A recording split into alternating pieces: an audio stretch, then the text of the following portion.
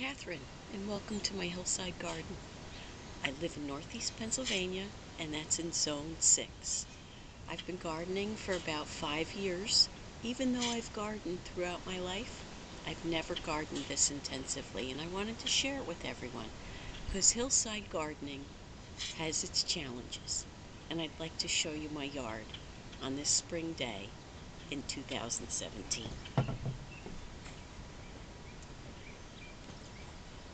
As you can see, there are many challenges when you have a yard that has a slope such as this.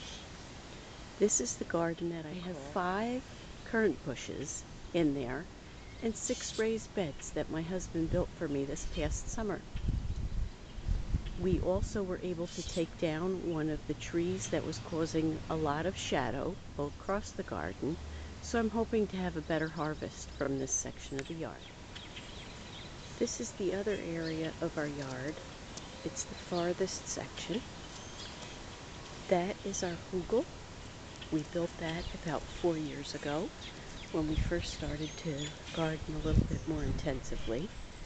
And it will be revamped this year because, as you can see over time, the ground has shifted.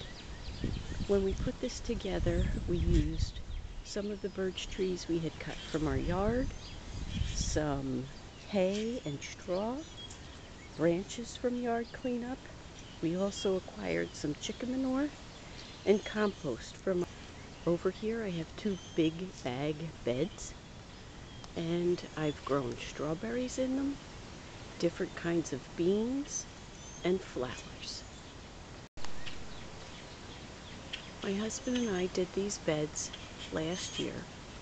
Right now I have that one covered up with a high hoop tunnel to keep the ground warm, and this one was our experiment for this past winter. We made a hoop house and I planted different things in there to see what we could actually grow. I like to call this garden area my peony bed because yes, there's a peony in it, and that's what started out here along with some ornamental grass. But in this lower area, I do have some herbs. I'm hoping the oregano will come back. There's some mosh that is volunteered on its own. And there's some parsley that will probably come back this year. And it looks like the chives are growing already. So I think that's pretty neat. In this bed, this is another bed that I also grow in. And right now, there's some lettuce still in there from what was planted in the winter. I doubt it would be very good to eat, but I just wanted to see how well it would do. Then there are ornamental flowers that will come up in the back of the bed. And as you come across, you'll see 2 more garden areas.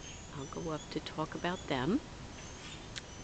And this is our main garden bed. It will get a little revamping this spring. We're going to try and do something a little different with the fencing. The lattice work has been there for the past 5 years, and I think it's seen better days.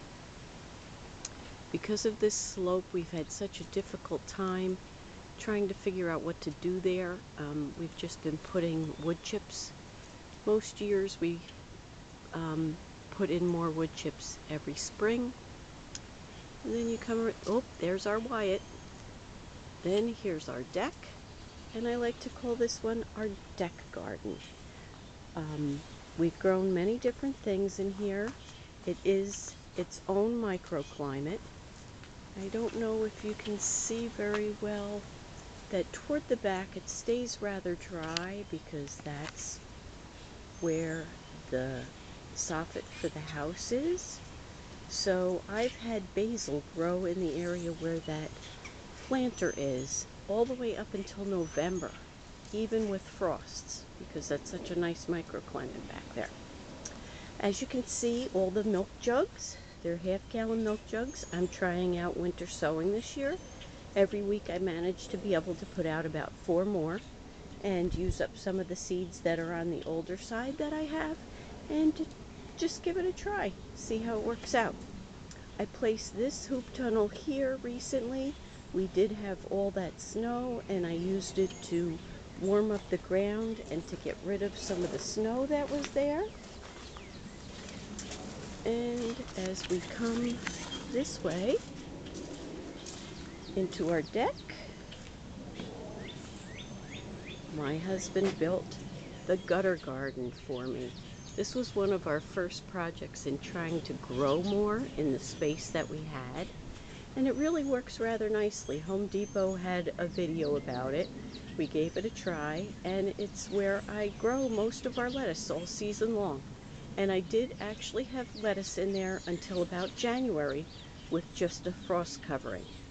I left some spinach in there just to see how it would make out through the winter. It was not covered, and I don't know if I would want to eat it now. It seems like it's pretty tough, the leaves, but if I can get it in focus, you can see there's still new leaves coming out of the middle of each plant. So, I don't know, I guess the only way to really know is to give it a try. I was very happy to see that my French tarragon is coming back on its own in the pot. It's the first time I've grown that, and I was very pleased to see that there's some of it coming back in that pot and also in this one. Then the next really neat thing that I'd like to show you that we use for growing was a throwaway item. These two troughs are actually hose beds from a fire truck that were in the garbage. My husband made this base, and for the past 3 years I've grown carrots in there, and they do really, really well. I don't have to worry about carrot fly and any other pest. We have a real problem with slugs in the rest of the garden. And this year I think I'm going to try parsley root here. I've never grown it, and a friend has asked me to grow some for her. So that will be one of the new things I'll be doing this year. Then we have one of these walk-in greenhouses.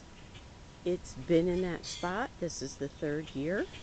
Generally, I will start my plants inside and I bring them out to acclimate them here in the larger greenhouse.